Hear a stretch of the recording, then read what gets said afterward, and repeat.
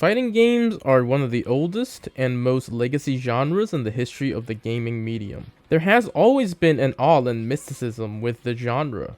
Footage of pros clashing and parrying within milliseconds confuses you and leaves you bewildered, but you can't turn away. The intensity, technicality, and raw execution keeps you glued to the screen. It's hard to explain what exactly is happening, but it looks hard as hell to do. And man, does it look sick as hell when people are good at it. You buy a copy of Street Fighter and excitedly boot it up. You can't wait to hop online and start battling others and improve and get to a point where your gameplay looks similar to the pros. You beat the single player, no problem. You feel good about your skill. You hop online and someone beats your ass into the corner, snuffing every single one of your attempts to retaliate. And you drop the game to never play it again after going on Reddit or Twitter to complain about fighting games being too hard. At least, that's what I assume regular gamers feel about the genre. While I would never refer to myself as a fighting game specialist, I have played enough of them to at least intermediate skill level to consider myself qualified to speak about some of the technicalities of the genre. And as I get older and have more and more responsibilities in my life and less free time, I find myself having a tremendously hard time getting into new releases of fighting games, especially subgenres that I'm not experienced in. This idea that fighting games are hard to get into has been a consistent topic of discussion ever since online gaming discourse was invented. And in recent years, simplification of the genre for the sake of onboarding new players became contentious and almost vitriol. The discourse surrounding the difficulty of fighting games has existed for as long as I can remember, but it's seemingly reached a boiling point in recent years as developers are seeing unprecedented levels of financial success from designing their games with approachability in mind. Legacy and OG players desperately attempt to gatekeep their favorite games from succumbing to modernization and simplification that many new releases have been seeing, despite constantly wondering why their favorite games are never as big as they want them to be. Which brings forth an interesting question. Just how unapproachable is the difficulty of fighting games? And are new players simply not giving these games a fair shot? Should older players keep gatekeeping traditional fighting game trends, despite change clearly being needed to grow their scene? There's a lot of different arguments that can be made in an attempt to explain why fighting games are unsuccessful in competing with larger, more successful games. Many of the arguments are valid, like how the genre is sparse in playable single-player content, how it has a mediocre content stream compared to other live service games, how a lot of the functionality, such as netcode, is subpar and outdated, and how lacking the genre is in tutorials to onboard new players. These are all aspects that 100% deserve to be improved. But in my opinion, the difficulty aspect, ironically, is understated by the FGC at large, and they are out of touch with understanding how high the skill floor can be, and how unfun it can be to breach that initial barrier of entry. As stated before, I'm not a beginner to fighting games, and while I'm by no means a pro, I've done my due diligence with learning and practicing execution at least up to an intermediate level. The most mechanically difficult character I've played is probably Morgan in Ultimate Marvel vs. Capcom 3, with her constant need to fly cancel her fireballs and control her bizarre aerial movement. I'm not great at Guilty Gear Strive, but that's the last game I spent a lot of time on, and I hit floor 10 with Millia in the first month or so of the game launching. I'm currently Garyu with Jun in Tekken 8. Yeah, I know, Jun abuser, blah blah blah. With that said, playing Millia is basically what prompted me to write this essay, because trying to improve with her was one of the most grueling and frustrating experiences I've had playing a fighting game that made me realize just how unapproachable the genre is. And I'm not even one of those beginners that complain about not being able to do motion inputs, which we will cover later on as well. Guilty Gear Strive was notorious for the simplification of a lot of its legacy mechanics and a complete overhaul of many of the characters' movesets. That removed the advantage of having pre-existing knowledge from playing older games in the series. But regardless of the simplification of mechanics, the game is still hard as hell. Fundamentals such as hit confirming and footsies became a much bigger focus. The slowed down gameplay of Strive forced players to be far more abusive of their long-reaching attacks, as mobility took a back seat and the meta quickly developed around characters that have powerful and spammable pressure tools, such as the infamous Launch Soul Bad Guy forward slash, which was a spammable forward-moving punch with counter-hit potential that can lead to massive damage combos. Depending on the character you play and the frame data of your character, Strive can be both an incredibly easy game and also an incredibly hard game. The character I played, Milia, was on the harder end of the spectrum, as there was nothing in her moveset that was easily abusable. Her playstyle also was Oki heavy, which refers to a strategy where you force an opponent that is waking up to a guaranteed mix-up. Her version of Oki was subpar at the time, as she needed a pretty tight window for her disc to create a true block strain, and many characters can use an invincible reversal attack to escape her pressure, requiring her to execute a technique known as safe jumping, that allows her to both activate an aerial attack and immediately block as she lands. This is where my crisis with the game's difficulty comes in. I suck at safe jumps. So now I have to either master this mechanic, or my character's entire offensive advantage disappears against players that use invincible reversals on every wake up. So this creates an interesting conundrum to me as a learner of the game and the genre. Knowing that I'm horrible at timing frame perfect inputs, which safe jumping requires you to input an attack at the very last frame of the jump, I now have to likely spend hours in training mode practicing this technique that is in practice pretty difficult to pull off in an actual game due to how chaotic a real match is with different spacing of knockdowns. So that I have to spend many more hours going for it in a real match and getting blown up whenever I fail and likely lose the round, assuming it's an opponent where this niche skill even comes into play. Of course, fighting games tend to be varying degrees of this conundrum at every level. When you first start, your offense will likely be horrendous as you don't know what attacks to use to properly pressure your opponent. So you do very basic block strains that gives up your turn for free, which requires you to research and find your character's optimal pressure string. As a beginner, this can be the most difficult stage of the game or the most enjoyable. Every time you learn something, you can apply it and see immediate results versus other beginners who are likely as bad as you. You can feel your efforts pay off as your learnings are giving you more and more wins. But the idea of having to actually learn something for a video game might be too demanding of a concept in 2024, especially the type of studying that is required for this genre, which is where my argument mainly lies. The crux of what makes a fighting game difficult is the amount of information that you need to study, practice, internalize, and execute. Let's break down what each of these actions refer to in context. Study is pretty straightforward. Fighting games require you to look at an incredible amount of information, frame data being one of the most infamous ones. One could say that being good at fighting games depends on how much homework you do, as you need to not only look at all your character's tools, but understand your opponent's tools as well. Tekken is arguably the hardest of all fighting games when it comes to the amount of homework that a player needs to do to improve. Characters in that game have a wide array of offensive strings that feel incredibly oppressive to fight, and requires a player to make high commitment defensive decisions based on knowing the exact counter. Mechanics such as ducking and sidestepping and parrying are incorporated in a way that makes them highly skill-based defensive options that lets you counter a move with zero risk if you can see it coming, but punishes you heavily for failing, as these mechanics are easily punished if you don't use them intentionally. Meaning that if you want to be defensively sound, you need to fully memorize and understand the vulnerabilities of every character's strings, or have incredible in-game adaptability that lets you recognize your opponent's offensive tendencies on the fly. While I do understand that most players, especially at low level, have a far more limited amount of moves that they are comfortable with in their playstyle, the odds Xiao Yu, Eddie, or Yoshi felt so incredibly fucked up to fight because they accentuate the worst parts of knowledge checks, which is an interaction that gives the opponent an overwhelming advantage unless you know the perfect counter to their attacks. Most fighting games have a good amount of knowledge checks, some more oppressively strong than others, and it's innate to the genre. But to casual players, they wanted to play a game, not engage in an exam where they have to know that in your 30 hit block strain, 4th and 13th hit have a 20 frame gap that can be beaten by jabs. The most egregious knowledge check actually lies within Western fighting games made by NetherRealm, most notably known for the Mortal Kombat series and Injustice. A few years back, a streamer-only Mortal Kombat tournament highlighted a very interesting problem with the genre for new players. Someone picked Shiva and spammed her stomp move over and over again and beat most other players with only that move, leading to a couple of viral clips of streamers being frustrated and even crying at the helplessness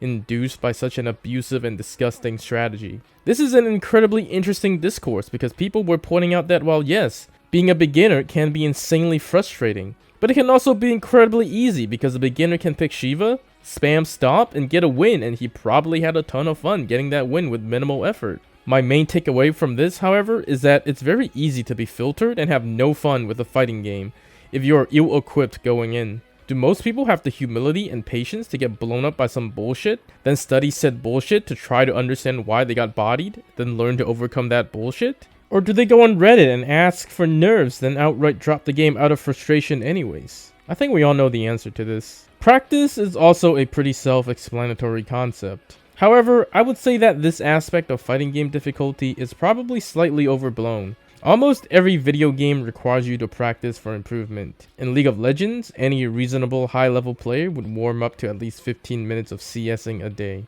Maybe hours if they want to perfect CSing. Tactical shooter players are known to do various headshot and flick drills in various training maps or deathmatching. Team Fortress 2 has rocket jump maps to practice the mobility and variety of custom skill training servers. And I have no clue what they do to practice in Fortnite.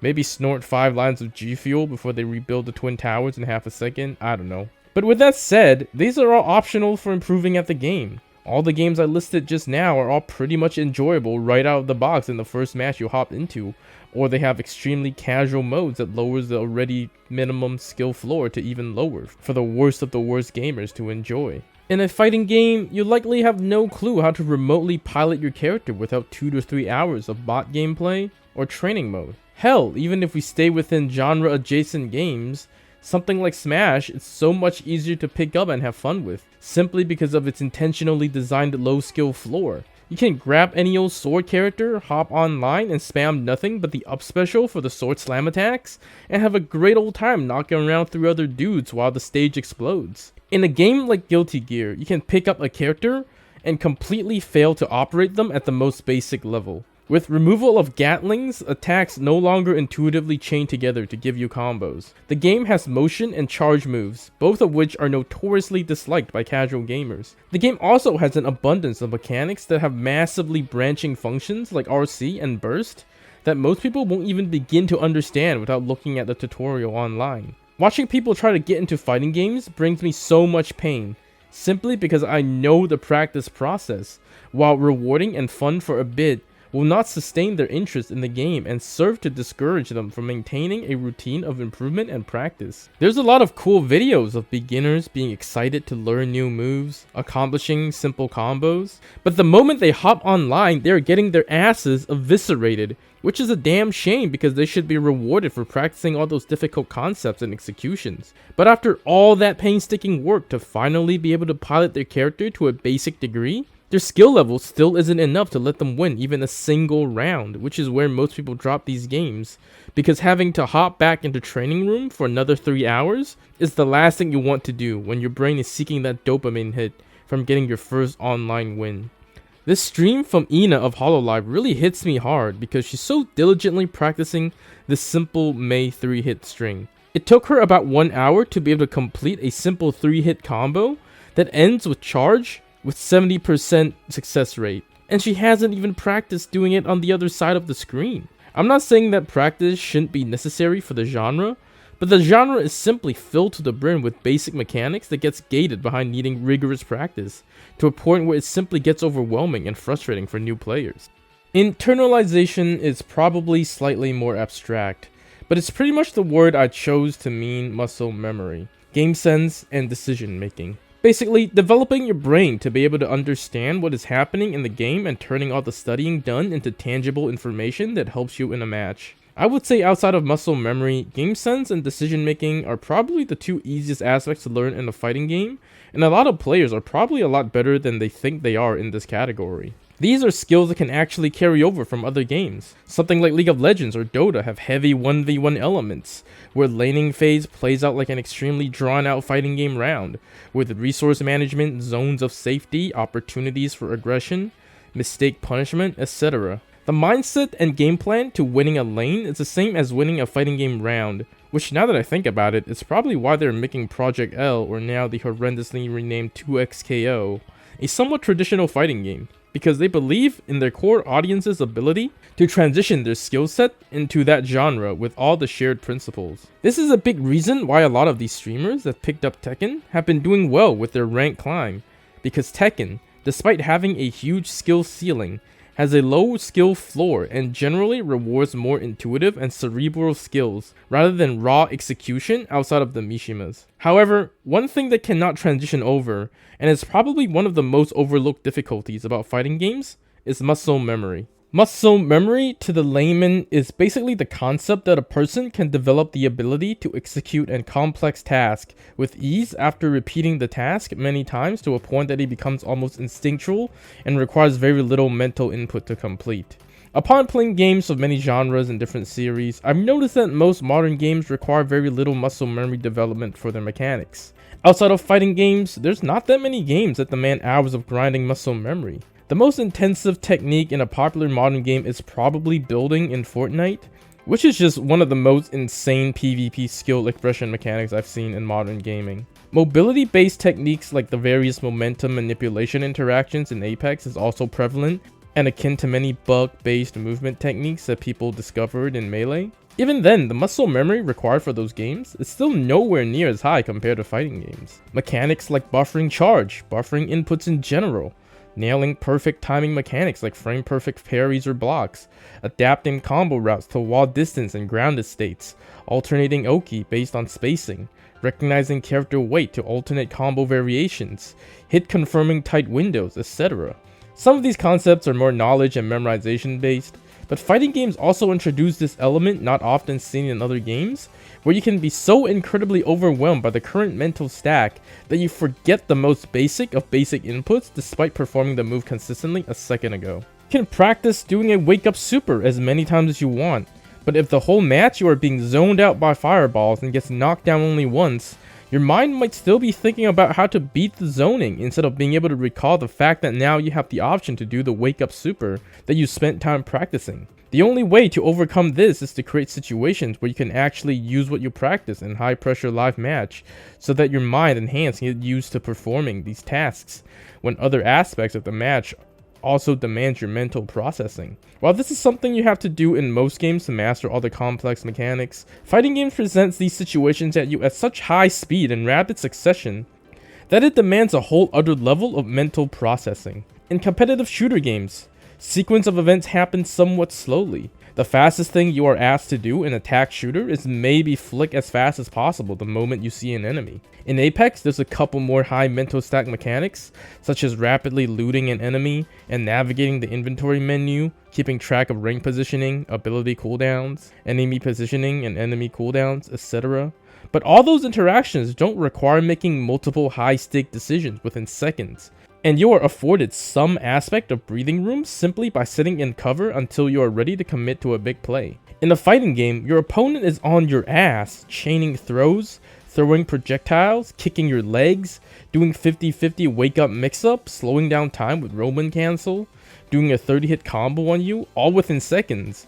And you need to be mentally equipped to deal with all of his offensive choices, or else you are getting absolutely bodied. And for most people, it is too overwhelming and they can't even imagine themselves being able to mentally process these high-stakes situations with rapid speed variables, much less developing defensive muscle memory to counter oncoming attacks.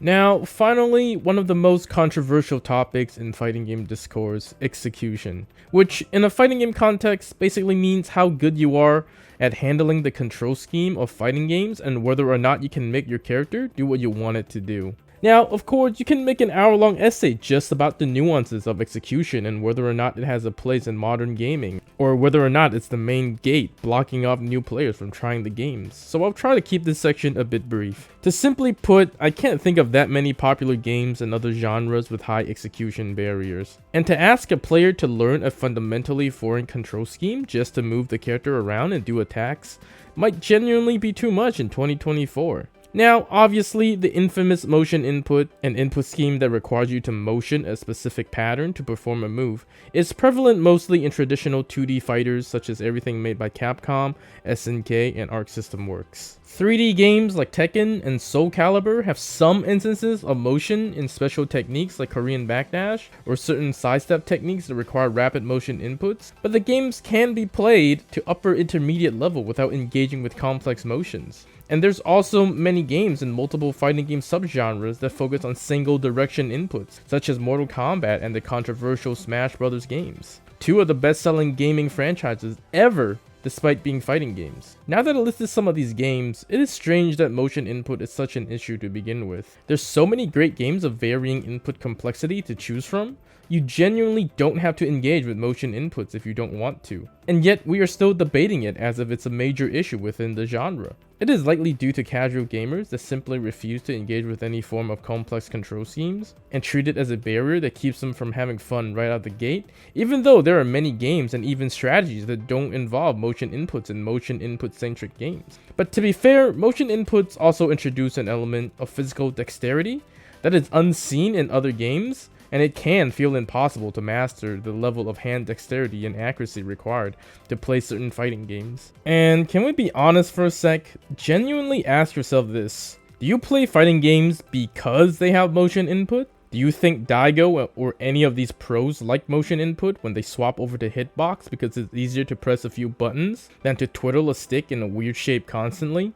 I like that I can access certain playstyles and build an advantage over people by doing complex things with my hands. But practicing doing those things with my hands for hours, giving myself wrist pain with rigorous repetitive motion, not being able to do all the most basic of combos on your favorite character because they require insane execution, all of these things I listed above are prerequisites for having fun. It is a massively high skill floor that most players simply cannot commit to overcoming. One of my greatest examples of execution being a barrier to fun is the fact that Baiken in most pre-Strive Guilty Gear games have this technique called IAD Tatami.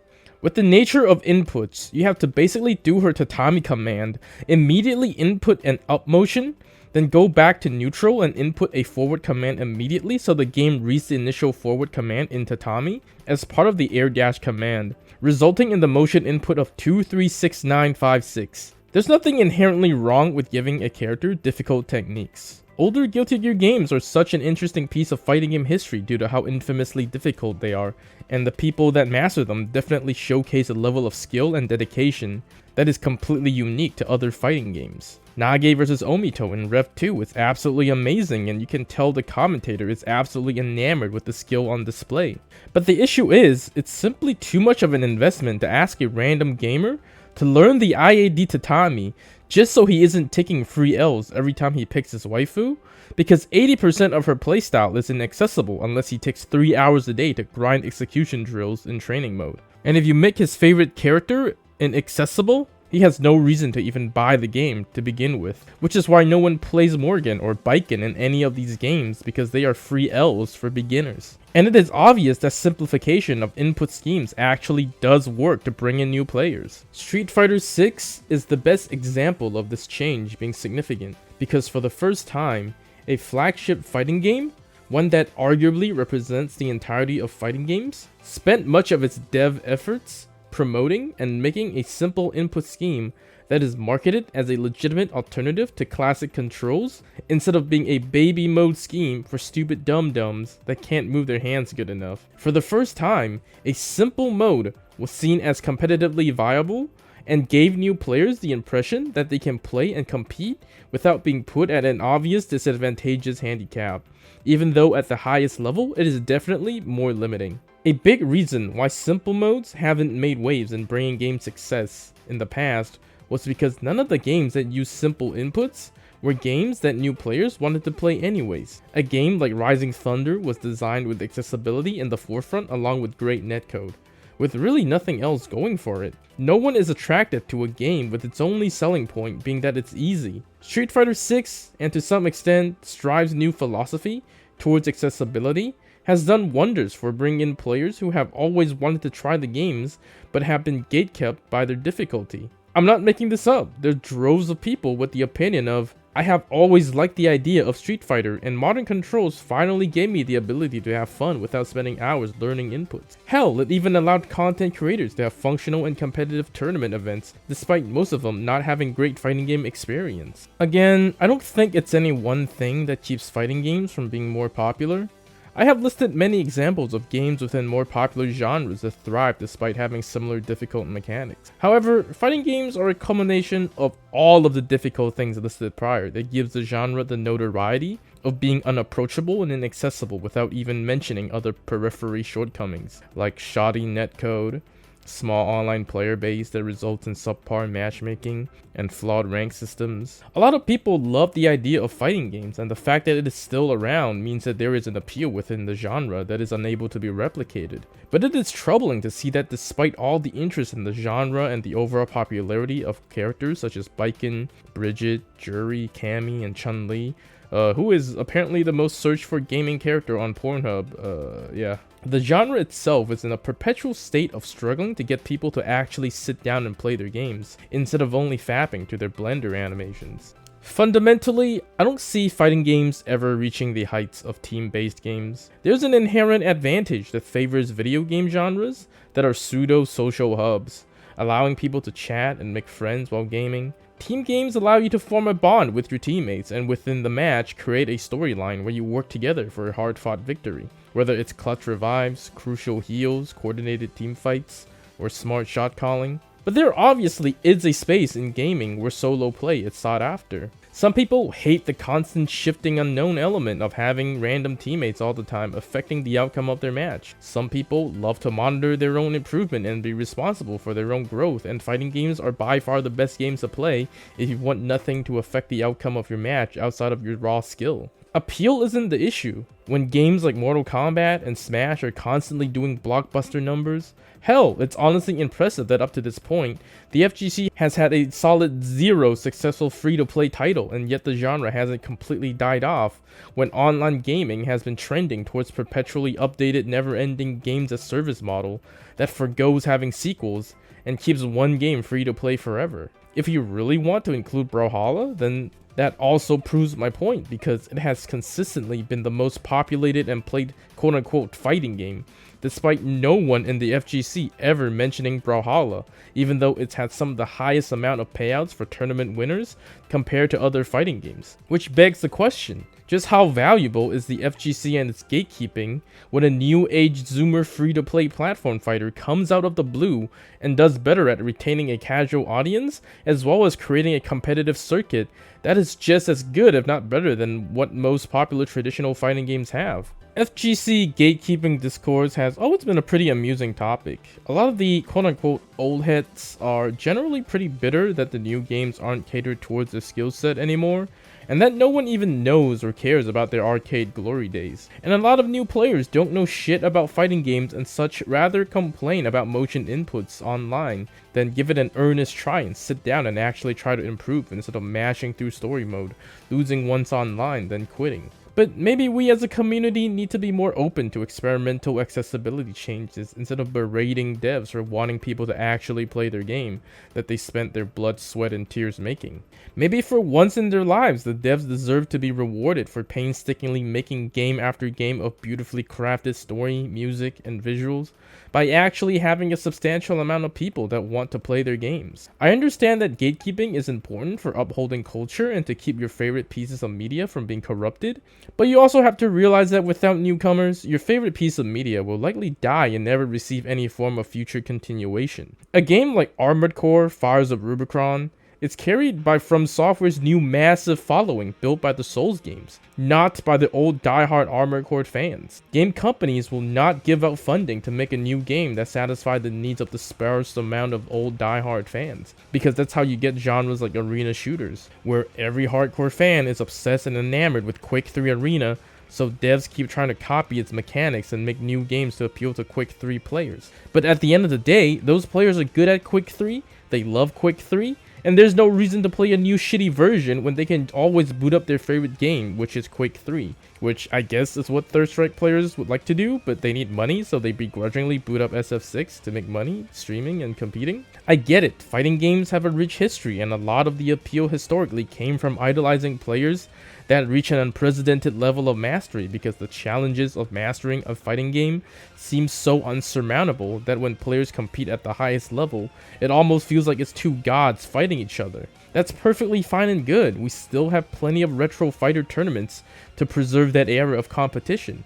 But again, I don't think you can have your cake and eat it too in regards to preserving difficulty and expanding fighting games to the modern audience. In order to attract and retain as many players as possible, you have to make sure as many people can enjoy the game as possible. One of the biggest downfalls of fighting games is that as the games get deeper into their lifespan, the beginner and low skill population drops off and only sweats are left online, making it extremely unwelcoming for new players to commit to the game when they know that they are permanently fighting an uphill battle, and every loss against a veteran player is a blow to their confidence. Having a lower skill floor not only expands the pool of beginners significantly, but deeper into the game's lifespan, beginners can feel confident that they can grasp the game's mechanics faster and work towards becoming an intermediate level player with confidence, knowing that there's fewer or simpler mechanics to master. Of course, in a perfect world where fighting games have great player numbers like 50,000 plus, you don't have to worry about difficulty as much because each skill level has a healthy player base to allow players to slowly improve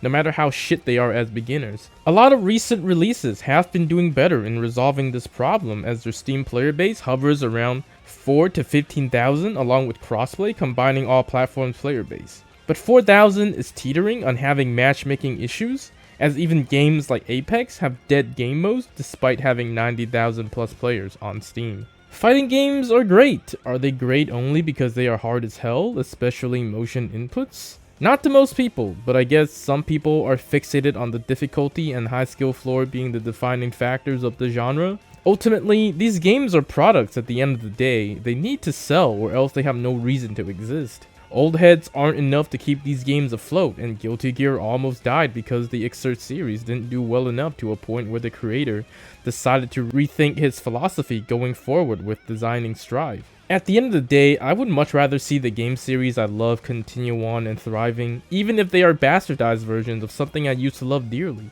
Yes, I'm an MVCI apologist and I'm mad as fuck still. At this point, after so many years, I think this notion of maybe if casuals tried a bit harder, they might like these games and actually have fun no longer works as an argument. If historically, a demographic of people don't engage in something due to that thing requiring too much effort and not enough payoff, yelling at them to try harder isn't really a solution, and you really have no grounds to wonder why your scene isn't growing when you've been resistant to changes that can potentially attract new players. The old games you love are still there, and the FGC has done a great job at facilitating competitive scenes for older, more obscure games. Strive didn't go up to Xrd and Plus R and shoot them in the head. In your head, Strive killed the Rev 3, but Rev 3 was never going to exist. This is the same cope Titanfall players have about Apex killing Titanfall 3 when Titanfall 2 flopped so hard that the company needed to pivot. Hate him or love him, Doublelift in this clip sums up a rather harsh but truthful perspective on how most casuals perceive fighting games.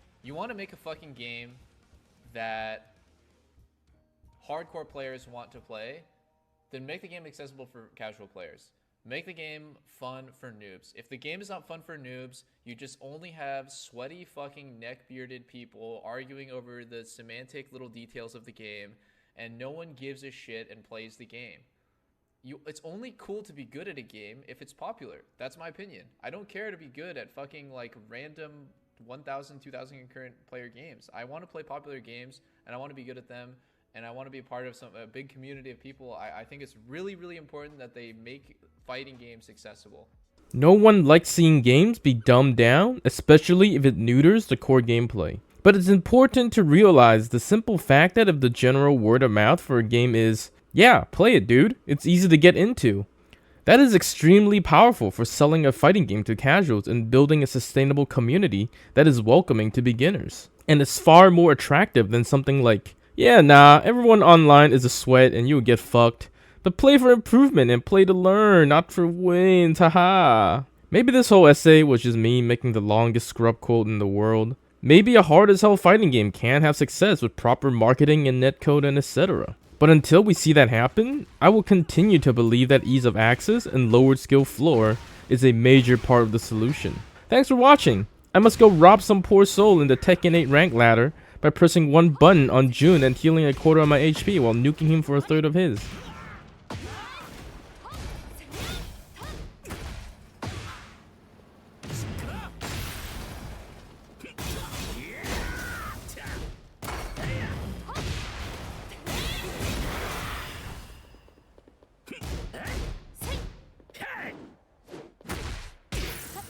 Yeah.